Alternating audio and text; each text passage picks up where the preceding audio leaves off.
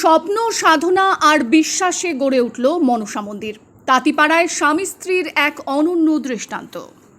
একটি ছোট গ্রাম, একজোড়া সাধারণ মানুষ, কিন্তু তাদের মন জয় করে নিয়েছে অসাধারণ স্বপ্ন।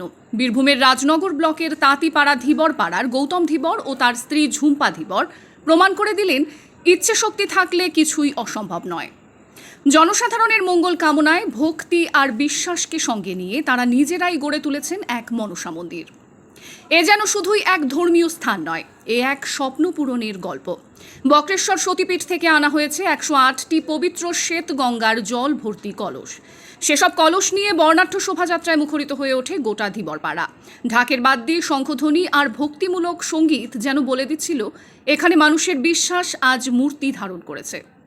সারাদিন ধরে চলে পুজো পাঠ, অর্ঘ্য আরাধনা, রাতভর চলে নরনারায়ণ সেবা। ধীবরপাড়ার মানুষজন মেতে ওঠেন আনন্দ উৎসব ও ঐক্যের আবহে। এই মন্দির শুধু ইট কাঠের নয়, এ এক ভালোবাসা, নিষ্ঠা ও ত্যাগের প্রতিমা।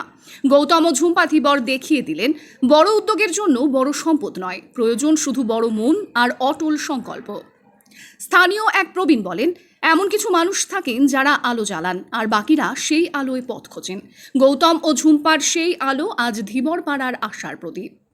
তাঁতিপাড়ার মনসা মন্দির এখন শুধু ভক্তির স্থান নয়, এটি একটি বার্তা। যদি মন থেকে চাও, তবে ছোট শুরু দিয়েও বদলে দিতে পারো একটি গোটা সমাজের দৃষ্টিভঙ্গি।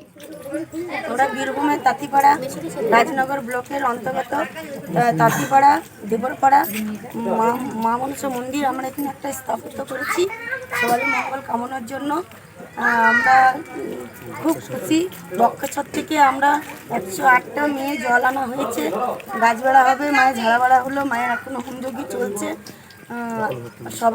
সকল ভক্তদের বৃন্দদের বলা হচ্ছে